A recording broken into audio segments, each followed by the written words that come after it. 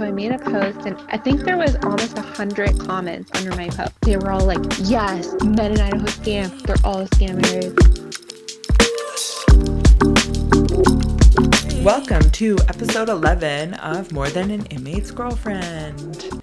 I'm your host, Jay. You guys, today is a good one. I mean, they're all good. I love all of them. Nick always laughs at me because every time after an interview, he's like, how was it? And I'm like, it was amazing. I love this woman. And he's like, you say that every single time. But it's true. I'm just having a blast getting to know so many people across the country. And it's been so much fun. And this one today, I feel like there's so much in it. A few keywords here: TikTok, Idaho, and a couple. So, perspective. This couple met on TikTok, which I think is super cool. And for anyone who's kind of following along and has listened to all the episodes so far, the reason why I went on Bride a Prisoner was because of an Idaho page on Instagram. So interestingly, this couple met through an Idaho page on TikTok. So very cool, very interesting. The other aspect of it is that they're both getting interviewed today. So I had the pleasure of being able to interview both of them, and I think you'll really enjoy that part. And then the other part of it is that we're going to dive deeper into financially supporting our loved ones and what that's like. And the other thing that's really interesting is that it's Idaho. And for those that aren't in the community, Idaho is well known for scamming women. I'm just going to say it. It's just a thing. There's a lot of drama and stuff in Idaho. So I get to ask her significant other a little bit more about that. So there's a whole lot to unpack on this episode. It's a little bit longer than usual, but I think you guys are going to get a lot out of it. So also, before I forget, at the end of this episode, tune in, wait till the end. I have a little bit of a tidbit surprise that we just recently found out about this couple. So if you're interested, once you get to know them a little bit better, at the end of the episode, we'll shoot you something else. So without further ado, I will start the episode and enjoy.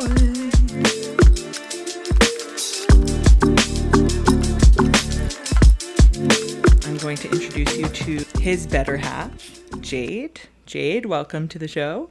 Thank you so much for having me on the show. Yes, we're so excited to have you, and I'm so excited for the topic that we get to talk about. Yes, me too. I kind of gave the spoiler alert, but do you want to tell me a little bit more and give a little bit more details about how you guys actually met? I met my loved one on what some people would call the dark side of TikTok, prison talk.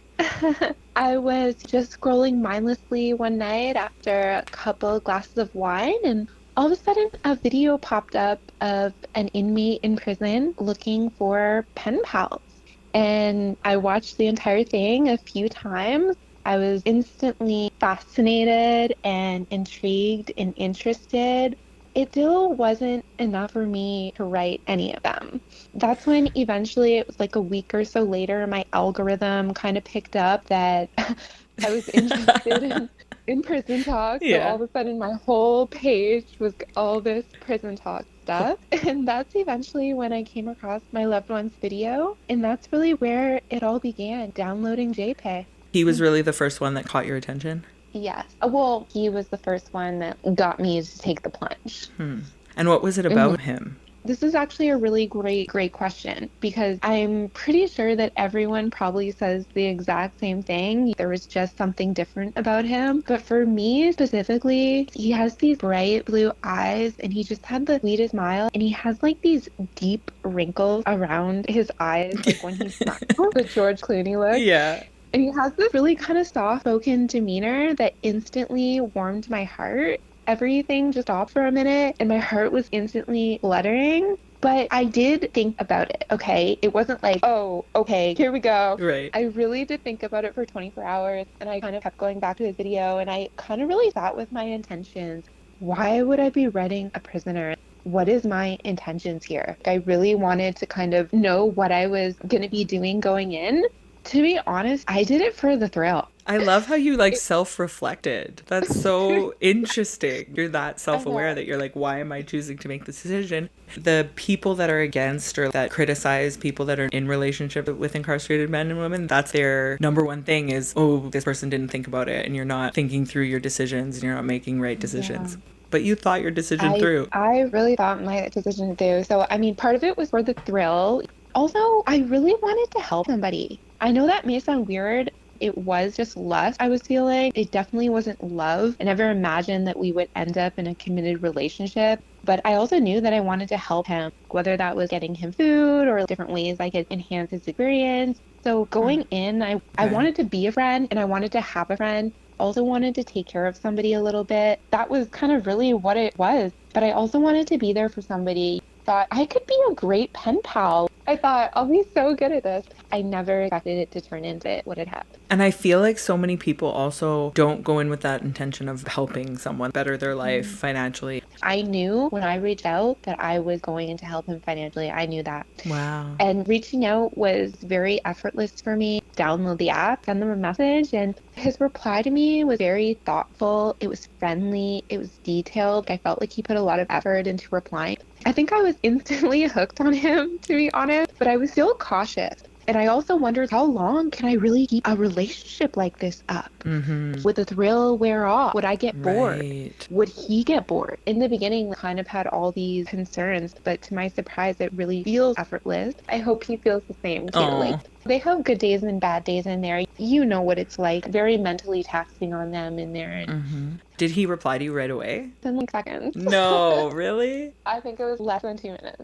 How long after you guys been messaging did you send him pictures? Did you send him pictures? Does he know what you look like? Yeah. So I sent him pictures probably within the first few messages, but I made the mistake because, I didn't know this. I was new to JP at the time. But if you send a long message and you put a photo attachment, it can take 2 days to come through sometimes. Yeah, same thing. I sent Nick pictures pretty early on too. I just felt it was weird that I was messaging this person and they didn't know what I look like, but I know what they look like. So I was like, I feel like it's just necessary for me to send you a picture so you know who you're talking to. Yeah, I kind of wanted to know him a little bit, but he did say he would like to put a face to a name, and I totally understand that. And did he think you were real? Oh, yeah. Okay.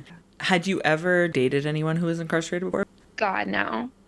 This is uncharacteristic of you. I am like the good girl who like the bad boy and like a fantasy, but I've never actually dated a bad boy. So for me to write somebody incarcerated or be with somebody who is actually doing crimes, I have never been with a bad boy. And it's always been a fantasy of mine. I like the idea of like a bad boy turn good kind of fantasy, but he didn't need to turn good for me because he actually is doing really good. Yeah, that's what I was going to say. You kind of missed the boat on that one because he already has changed and you met him after his change, right?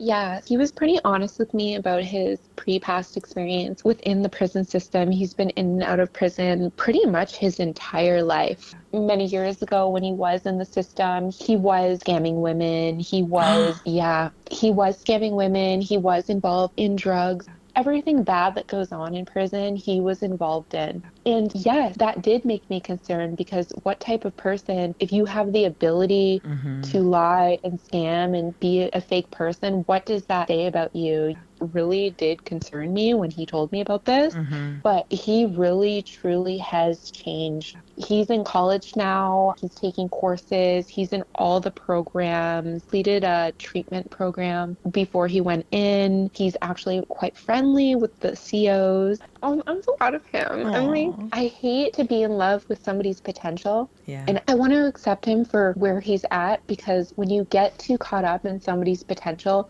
it's never good. So I do accept him for where he is at, and where he is at right now is in a really good place. So I'm so thankful. When I was first starting to fall for Nick and we were just friends for a couple months, and a lot of my friends were questioning what I was doing, and I would tell them I'm literally scanning him for red flags. I'm actively looking for a red flag within him because he's done all these things, like you said, but we don't know them yet. So I was like actively looking. Were you actively looking for red flags at the beginning? Yes and no, because the beginning of our relationship, there wasn't really any chemistry. Really just us getting to know each other. We were having a lot of in-depth conversations about our childhood and our past. There wasn't really any red flags to be looking for, and I don't think that was really on my mind. No, I wasn't really looking for that, and we really just had a great conversation. I know, I'm going to say a whole 3 weeks. to really start becoming more emotionally involved, where we both knew that we wanted each other and to be exclusive. You've obviously dated people outside in the free world. Do you find that you got to know him on a deeper level than you did within 3 weeks compared to someone out here that you dated for 3 weeks? Yes, I do. The reason for that is because in my personal life, I am so closed off. I am so protective of my personal space, my heart, my privacy. I'm not quick to just tell people about my life and things like that. With Kevin, it was so easy. It almost felt safe because he is incarcerated and there is this distance between us. So it allowed me to feel a lot safer to be able to open up to him and really be honest about who I am. What do I really have to lose? It felt very therapeutic to just be my true self and be able to share with him even some of my dark secrets and lives and traumas. I gave him my address. Definitely felt that it actually made it easier, surprisingly enough, to be more open. It's so interesting. So I don't know if AJ will like me saying this, but she was very, very cautious and I wasn't. I was the same as you. Like, I mean, granted, Nick is serving a life sentence. So I was like, it's fine. I never lied to him about anything. But AJ was very cautious at the beginning and she lied about a lot and then had to come clean. I feel like a lot of people do that. You were honest with him from the beginning. Yeah, I did have that thought about maybe lying. I even thought about lying about my name. I really did think this through. This was not an overnight decision. To be honest, it just kind of took away like, all those kind of first date jitters. You could kind of just talk to someone freely and openly. And I'm not going to say they aren't judgmental, but I don't think he's a very judgmental person. So he made me feel just like really safe. People on the outside can be a little bit more judgmental. And even though I am a good girl at heart, I haven't had the most cookie cutter past. So it is hard for me to date and to be truly open about my life. So I always feel like with other people, I'm hiding parts of myself. So with him, I've been able to show him kind of every part of me without feeling judged, which is really nice. I love that. What you're saying is so opposite of what people would expect. Like you're telling us about how overly cautious with people in the free world, and then with him, he created this safe space. And so you're talking to this guy. Did you tell your family? I have told my family and friends about Kevin. I did not tell my mom that he's incarcerated. I have told my best friend, and she's extremely supportive. The thing is, there's something really safe about long distance dating. It gives you the opportunity to build a connection on an emotional level versus just jumping into the physical aspect of a relationship. You really have to work at it and show up every day for that person. There also isn't a lot of those outside distractions and life problems for him anyways. So like, of course, I'm concerned about him changing when he's out. And that's why I feel hesitant to tell my family because they're going to pop our happy bubble. I'm not ready for anyone to pop our bubble yet with questions and concerns and worries. And I don't want my mom doing the rosary up at night while I'm traveling to Idaho. I don't want to worry her. Yeah. You know, I have confidence we can work through anything. Our love is strong and real, and there'll be the distance aspect for a while. So that will either make or break us. It could end up being a good thing because I won't be smothering him when he's out and he can focus on his goals. See me on weekends. Maybe I'll come down there for a month. This can be really overwhelming for inmates to get out and be put right into like a house pet type role with someone nagging on them. And I find a lot of people treat their loved ones coming out almost like a mail order bride. It's like mail order prisoner or something. Like they aren't a puppet for you to control. So this will allow him the ability to like, breathe and do what he needs to do in his own time because it's such a personal, deeply emotional experience for them. I just want to be supportive. I will tell my family. I plan to tell my family, but I'm just not ready right now. We're still learning about each other and we're still working through our own stuff. Yeah, I get that. I was actually really surprised my mom accepting it so easily. I really want to get her on the show, but she was really accepting. And her first time meeting him, it was funny because she was saying all these things about me and how good luck, basically. And I was like, thanks, Ma. And I love that. My mom would so support me. I know that. I'm just not ready. My concern is her worrying about my safety because she doesn't know this man. And did you know his charge? Did it matter to you? Did you guys talk about it? Was it something you looked into before you spoke to him? His charge was going to be something that possibly would matter to me.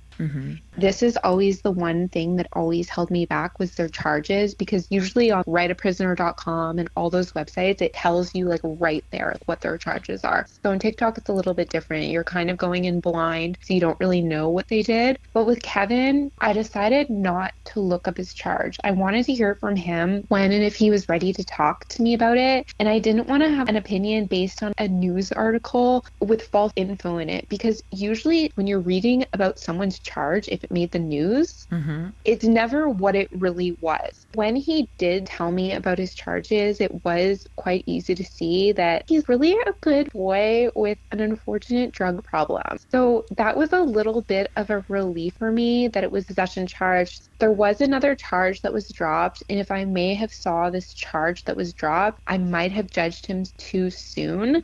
So I'm glad I was able to get to know him before I actually saw that, because the crime was quite violent and it involved a deadly weapon and things of that nature. I think the charge maybe would have mattered for me. It's okay. But you're kind of grateful Yeah. that it happened the way it did so that you didn't see it. To be honest, the deeper that I get in, the more I think that his charge is almost actually worse, because he's an addict. And addicts hurt people they love, and it doesn't matter how open and honest they are and how good they are in their heart and what their intentions are. When drugs come into their life, they hurt the people that they love. It's almost scarier to have this type of charge now that I'm in this, and now that I've had more time to consume and ingest and hear about other people's stories. It's actually almost worse. I know for Nick's charge, he's obviously got the felony murder, but I've gotten to know a lot of the people around him and his friends and stuff, and it's so sad how many crimes are committed because of drugs. Then it's really not that person. Anybody who's loved someone who has an addiction, it's really not them in the moment. It can be scary. And I think about now, even people that have committed serious crimes, like your loved one, we all could end up in a position where we hurt somebody intentionally or unintentionally, or in the heat of passion, or making a mistake, especially when we're young. I have a lot of empathy for people who have committed crimes. That goes a lot with my upbringing. I've always been raised in an empathetic family, but it was hard for me to see people who have committed these crimes and reading about some of them. It was tough. So I could never reach out to be a pen pal, because that was always my intention, you know, oh, I'll be a pen pal, but just couldn't bring myself to do it at the time. You brought up the news article and how, like, oftentimes that's how you find out more about them is it's in the news. Always wrong. The only time that I've ever been in some kind of news article, there was a school shooting. While I was in the middle of the school shooting, the reporters were saying things that turned out to be completely false. Way to freak out the world when you're lying about what's actually happening. Hearing from more and more prison wives that we're meeting, and a lot of them are saying, you read these news articles and they sound like these monsters, and the public just reads these things, and then you meet the person and you get to know the person. And you're like, oh, they really stretched that. Yeah, that's why I didn't want to read anything. I didn't want to look anything up. I just wanted to hear it from him, kind of things. Definitely get to know the person and hear what they have to say before you make a judgment. I agree with that, and I think that's great advice. So would you say you trust him? My heart trusts him. I mean, my head, on the other hand, definitely does question things. Trust isn't something I just give freely. Like I mentioned earlier, on the outside, it takes me longer than usual time to open up to somebody. And I've only ever had a couple men to my house. I don't just show people where I live. I just don't let anyone to my space and use my heart. So the fact that I've been so willing in giving with my trust, it can be a little scary for me on how devastating it would be to be hurt by him. If I did, in fact, find out he was talking to other girls, like he talks like me, or he's making promises he never intends to keep, that would emotionally devastate me. So do I trust him? Yes and no. He's an addict at the end of the day, and no matter how good-hearted they are or trusting and honest, addicts will do what they have to do. They will hurt people that they love. So there's always that fear that he could get out and that he could get caught up in that. There's always the fear that he's caught up in that right now inside. I would have to say yes and no.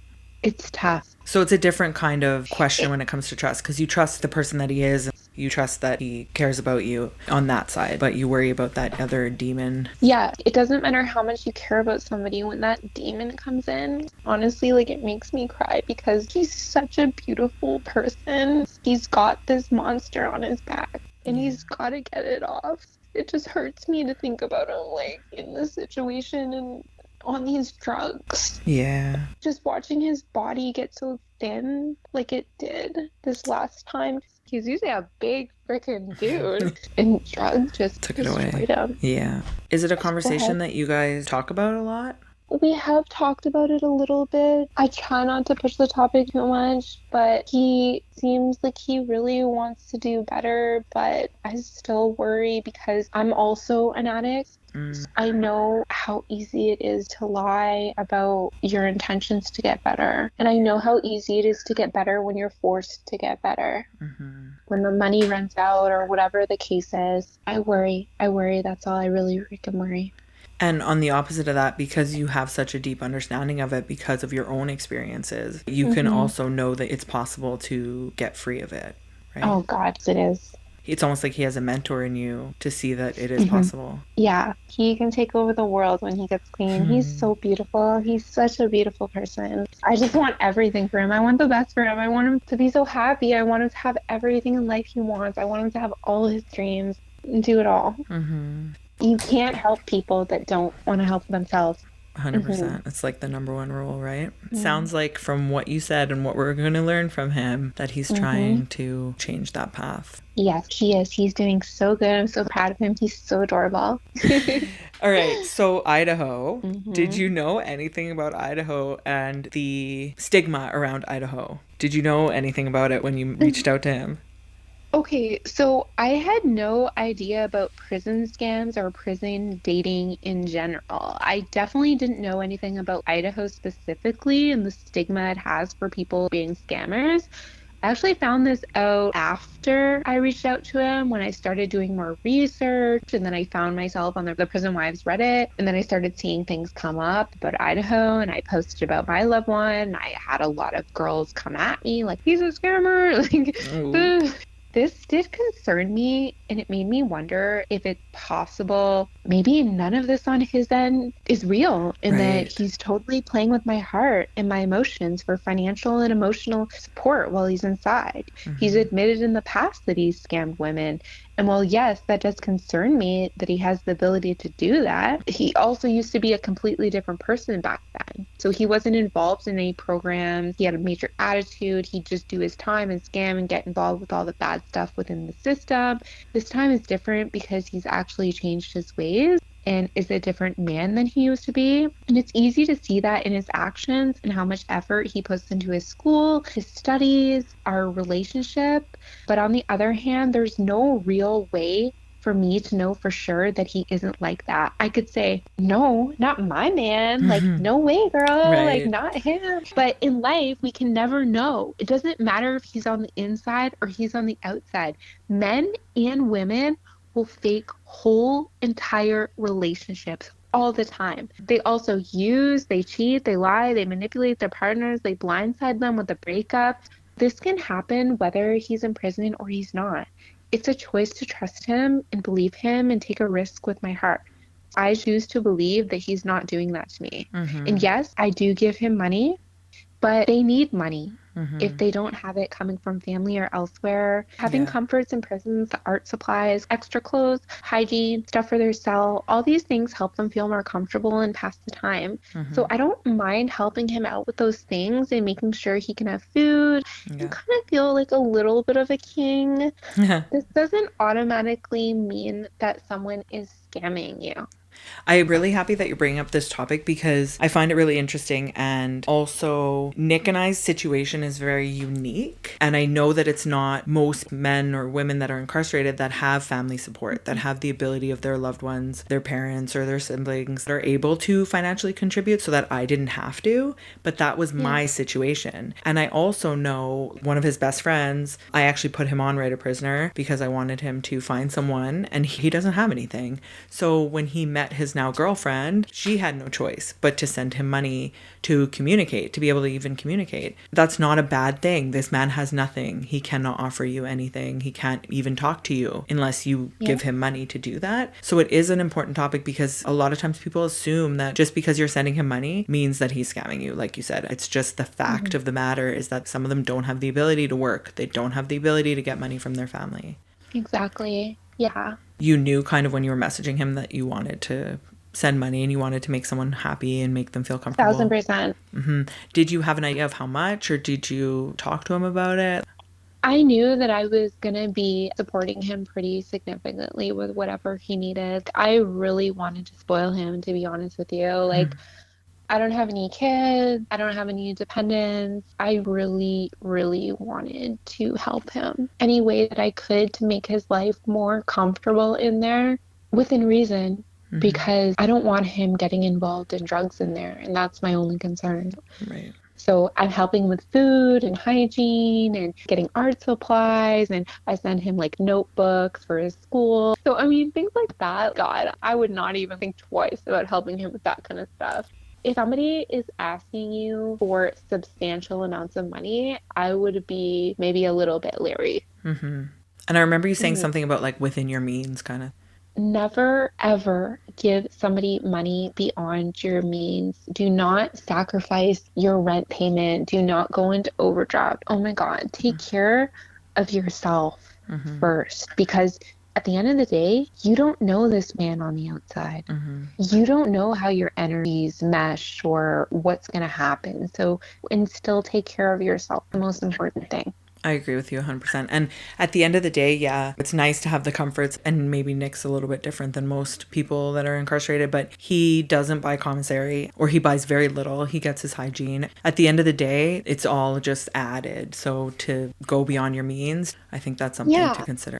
That's something to consider. I also wanted him to have a little bit of a cushion when he comes out. Said, put this money on your commissary. You don't have to use it, but just save it, because they'll give it to him when he gets out. Don't just go frivolously spending all this money.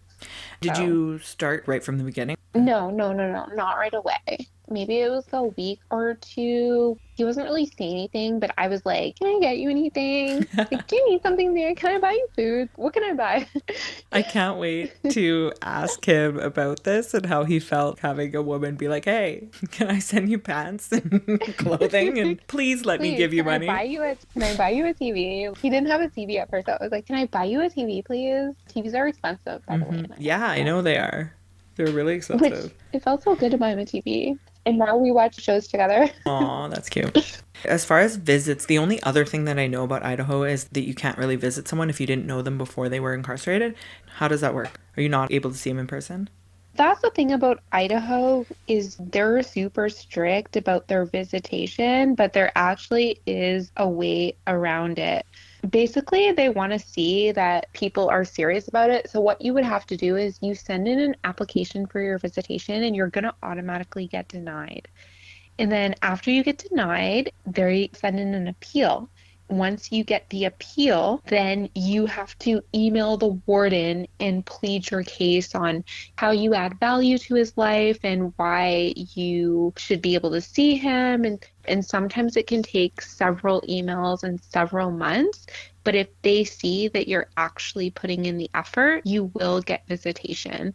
Aside from that, the only other way to get visitation is to get married. We have talked about getting married and we are willing, but we're going to go that route because I think that we should wait. Marriage is a huge deal. So we are going to try to get visitation the right way. Just plead our case, take our time. Does he know people that it's worked for? Yes. And I've talked to many girls that it's worked for as well. Oh, really? Mm-hmm. Interesting. Yeah. There's so much scamming in Idaho that either they break up or, or it doesn't work out, or they're not going to put in the effort. You have to be well written too. And that kind of makes sense also, because if you're actually scamming these women, you really don't want to meet them in person. Right. So they're like, oh, sorry, it's not possible. Exactly. Uh-oh, I think we might be getting some Idaho men in trouble on this episode. Just quick, out of curiosity, did you ask someone if they knew him, like on one of the socials? Did you post him as like, is he scamming women?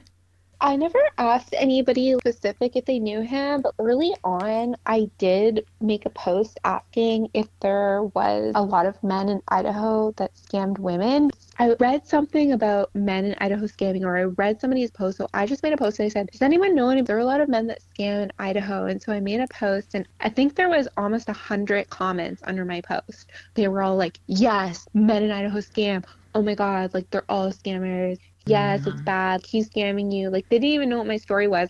Never posted his initials publicly or anywhere. And I don't desire to do that because when I do look at those Facebook posts and all those posts, it makes me feel physically sick. I just can sense those people are bad people. And there's something about Kevin that's like so special. I'm Hmm. telling you, put him on there. I would never do that to him. People had a lot of opinions, but that doesn't mean that everyone is a scammer. And did you look for him to see if he was on it? Oh God, yeah, I look for him every day, even to this day, girl. Before I started the podcast, I was like, listen, I'm about to go real public. So if you have anything that you want to share, now would be the time, please. Yeah, no, my loved one's pretty open. Like he's gonna come on here with his voice and everything. So I feel like he doesn't have much to hide. And I'm in communication with his mom and long-winded messages that are so personalized to me. I don't know how he would have time Yeah. and the energy to be doing this with other Mm. women. So because he was on social media and posted, did that make you nervous at all? Nick was on Right a Prisoner, but he's never been videoed. Did that make you nervous? After you guys started dating, is his post still up?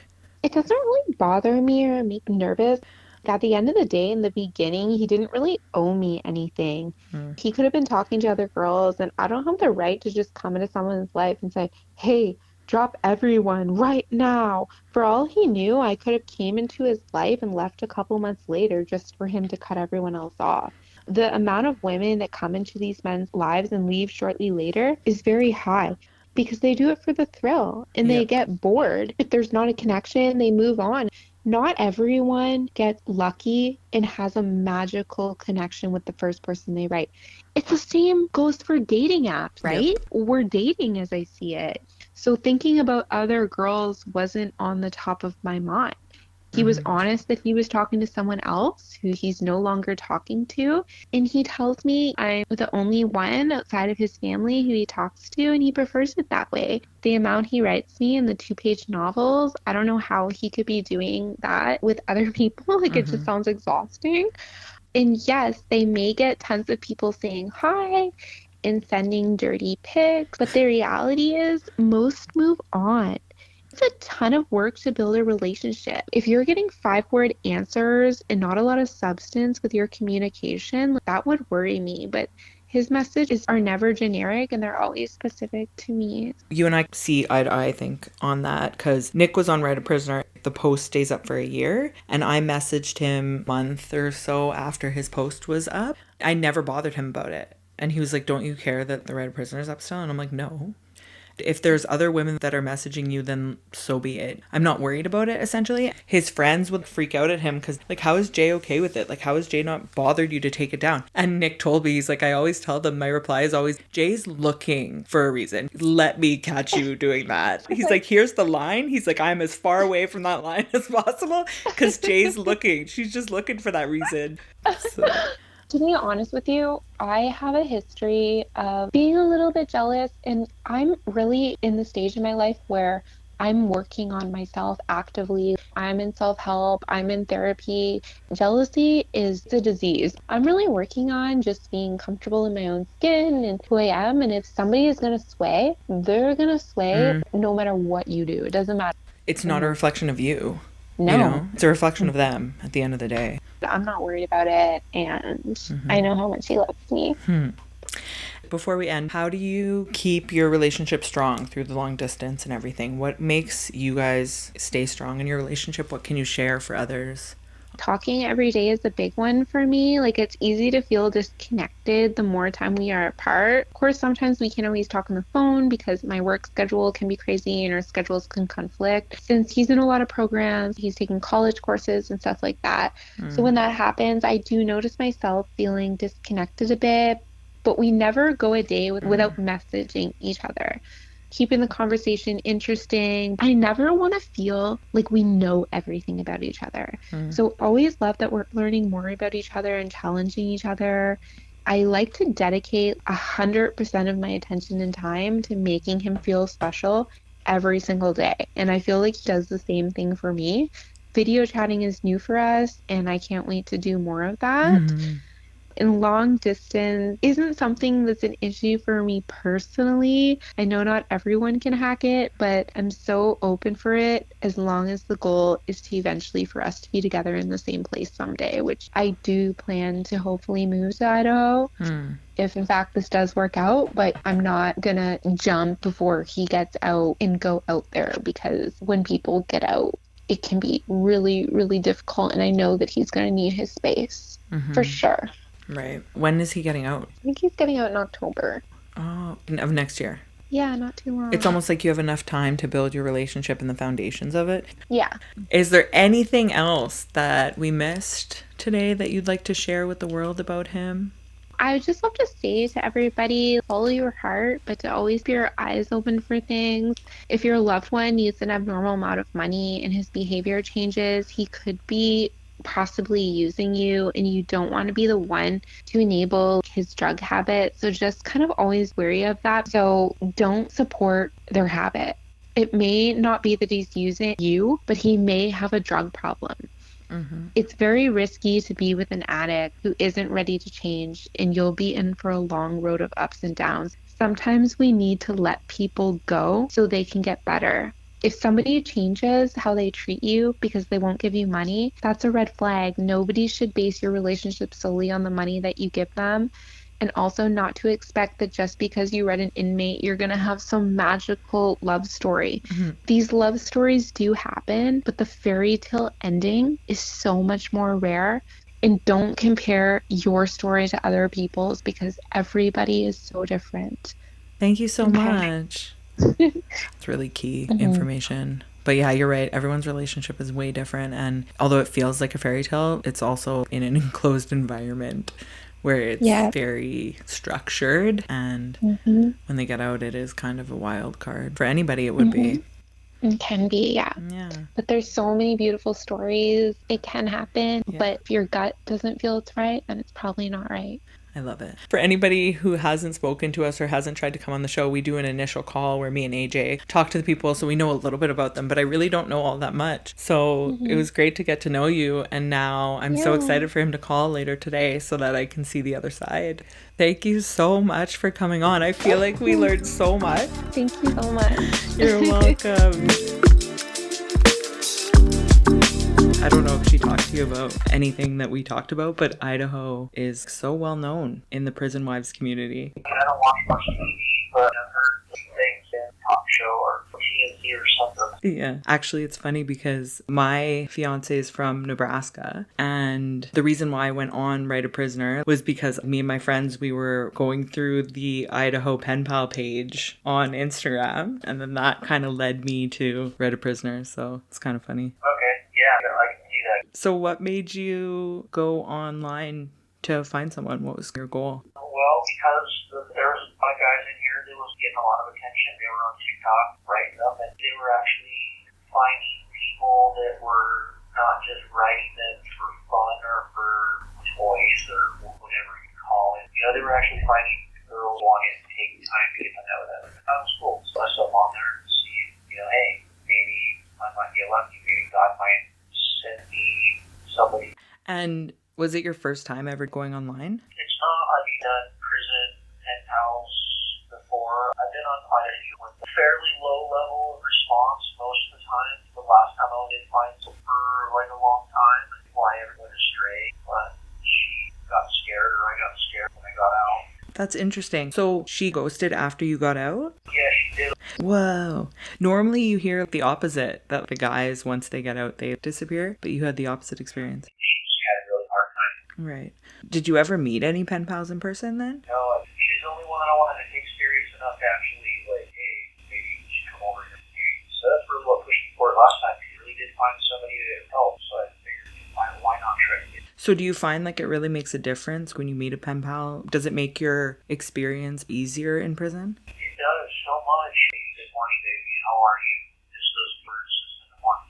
Yeah, I guess that makes sense. And I feel like it's the same on our side too. It's a different kind of dynamic because it's fully on the phone and via messages, right? So it's way different than dating in the real world. I kind of expressed that to Jade, that it's a good thing that we get to know each other this way in this dynamic. Mm-hmm. So they're in a more deeper intimate type. Right. The whole physical part is completely out of it. You have to spend that much time with each other to like want to message and want to reach out and want to actually really have to fucking like each other. Yeah, like you're actually getting to know the person and you just either actually like the person or you don't, right? Just on their personality. So were there a lot of people this time that reached out before Jade did? There really actually wasn't, no. I got a couple of weird ones that were just Okay. And then her? that just weren't my style or preference. And I just kind of gave up for several months since I thought about that profile when she popped up. Oh, wow. How old was your profile? Several months. No way. So I haven't even thought about it. Like, I'd already gone, my profile was old enough that I'd already gone back, got out, and then started a whole completely different institutional kind of path before she reached out and hit me up. Wow. That's crazy. I need to know what you mean by weird. You said there was some weird people that came up when you first put up your profile? There were just some people that just wanted to be weird and hyper, like, sexual, and that's all they want to try to talk about, or not really exactly what I was reaching for or looking for somebody to completely fulfill me as a partner, you know, somebody that I can reach out to, that I trust, that I talk to about everything, that I go to for things. You sound so put together and mature, and you know what you want. You knew what you were looking for, and you weren't really looking to waste your time. No, I am definitely not. I'm on a completely different track and mindset this time through. I'm a prison college student. I'm one of only 90 or 100 in all the prisons in Idaho. I'm one of only 34 of the whole prison here to actually go to college. I'm about to be a mentor in the prison. I'm going to mentor training to be a mentor to the youth that come in here, kids that come in here into the prison system. Mm-hmm. So I do a lot of positive things to make a positive impact in the prison system. I spent so long in here doing bad. It's just time to start spending my time to do good things and reach out. Yeah. I know Jade's mentioned that it's not your first prison number. So were you always like that? Or this time you just felt differently? Well, this time's just been different. I'm 42 years old and I've been doing this for a lot of numbers, a lot of years, and I'm just over it, you know? Yeah. Can't do it anymore. My fiance's like that too a lot. He messed around a lot in his 20s because he was angry. He did a lot of crazy and stupid things, and then I don't know if his brain developed or what, but then all of a sudden everything changed, and he's similar to you in that way, that he's done doing the bad and just wants to focus on the good, you know? It must feel different when you switch. That's really impressive that you're going to college and you're trying to mentor young people coming in who definitely need it. That must be fulfilling for you. It is. It's nice to give them a path somewhere they can go ask those questions too. We didn't have that stuff when I was 18 years old coming through here. I'm also trying to be a mentor on the drug and alcohol tier of the drug and alcohol program that they have here. They're getting ready to start actual voluntary inpatient drug and alcohol program, so I'm getting to train and stuff to do that, to be an on tier like TA or person that just like helps, because I've been here for so long amongst these guys. They want somebody down here that these guys can trust to go to, that aren't going to go tell the cops that, hey, I'm getting high today. Like, they can come say, hey, I'm getting high today or whatever, you know, and then I can like help them through it, because like I've been there. I've been through that struggle, so they want some of us more mature guys that have been through it that actually just woke up one day and was like, I'm sick of this. So they're leaving us guys here that you can just reach out to these youngsters and be like, you know, hey, man, I've been there, but, you know, hey, it's time to grow up. So that's fulfilling too in itself. 100%. And then you can say you got through it, you know, they can too. You have that experience. It's not like if I went and said you can do it. I don't think I'd get the same reaction that you would. Okay, so back to Jade. What was it like when she reached out to you? Because I got her response, what she was thinking when she reached out to you, and I'm curious what you felt when you read her message. Like, what was your initial reaction? I guess my very first thought was, man, I really hope that she works out to be somebody that will actually write. Her message wasn't really long, but it was to the point, and I immediately felt an initial connection to her. I don't know why or how or what powers be in the universe that caused that, but I know it's a real thing, and it's a real universal connection I feel, and weird, and it's different, and I've never felt it before, and I like it. And it was excellent and amazing when she first reached out, because I'd given up, and it had been months, and it just changed her world. Yeah, she's amazing. You know what? So I talked to her, obviously. We already had that interview. She's fantastic. You found a really nice woman. She's so amazing. I can listen to her talk forever. I swear to God, I can. Yeah. She's so sweet. And I thought she was really amazing. So I understand what you mean. She's a really awesome person. Yeah, she's always like, are you sure you want to call me back? I'm like, yes, I'm sure I want to call you back. I'm like, get back and look online and call her back. So you said someone kind of pointed you out to going online and doing the TikTok thing. Do a lot of people around you do that? Yeah, it's a pretty popular thing here. Everybody's always trying to make videos or post or put their stuff out there. Everybody wants that viral video. So it's super well known. Yeah, everybody knows. You want to try to find a pen pal, if you want to try to find somebody to write, just go put your face on TikTok. Somebody somewhere knows somebody that will put you on TikTok. Oh, okay. Because I find it's mostly Idaho on TikTok. Yeah. I don't really see it for a lot of different places, and I don't know if that's why Idaho is known as like a scamming state or not. But are you guys aware that it's a scamming state or known as a scamming state to women? No, actually, it kind of blew my socks off a little bit because I heard that we're really well known for being on TikTok and doing posts and putting ourselves out there, but I didn't know it was in a negative light of scamming women and being mistrustful. That really hurts my heart a little bit. Yeah.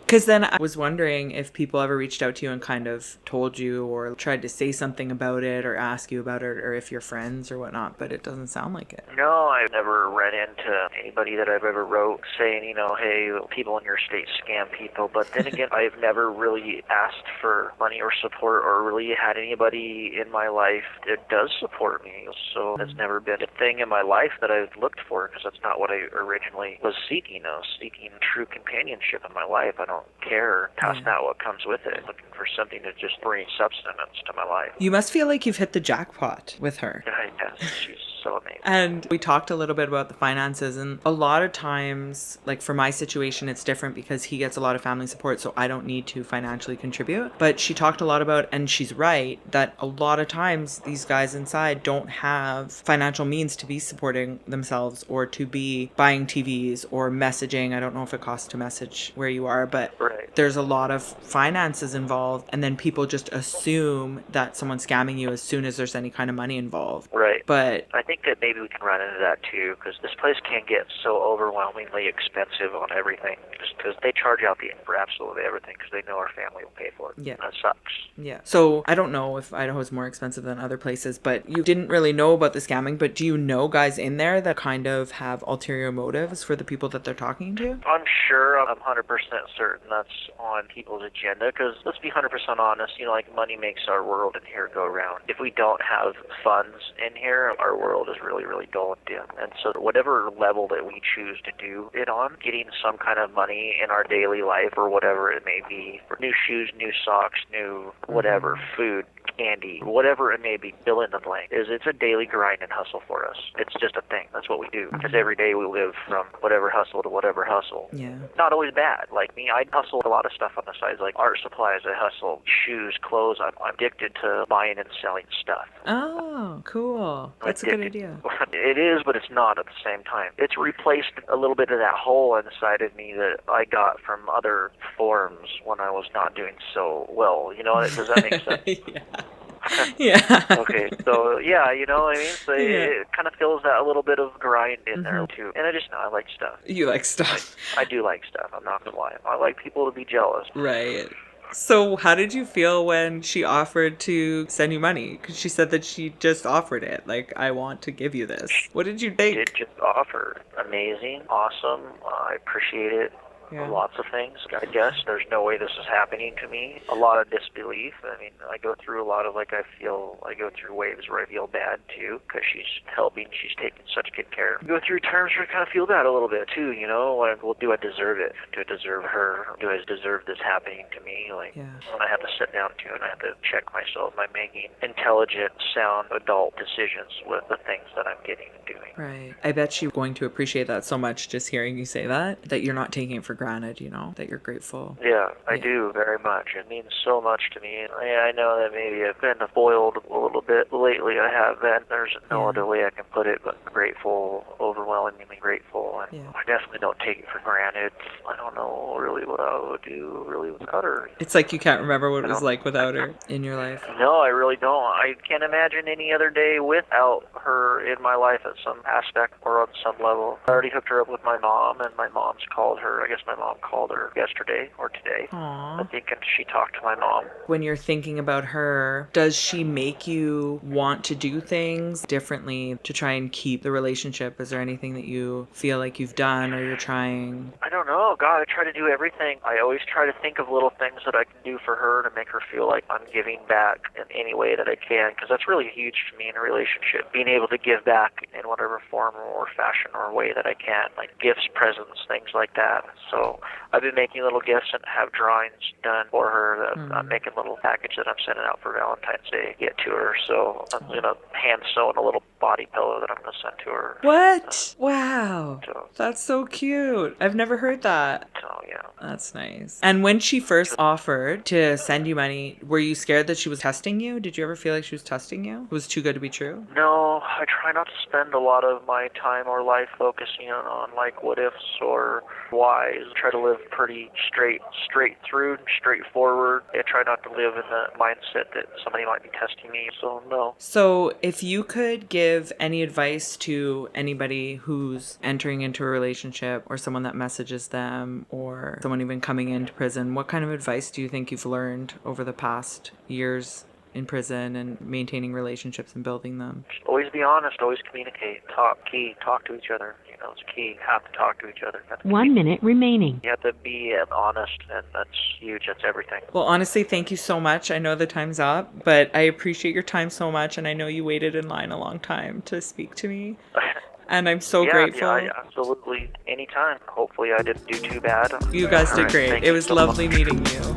You as well. Bye-bye. Bye. Take care.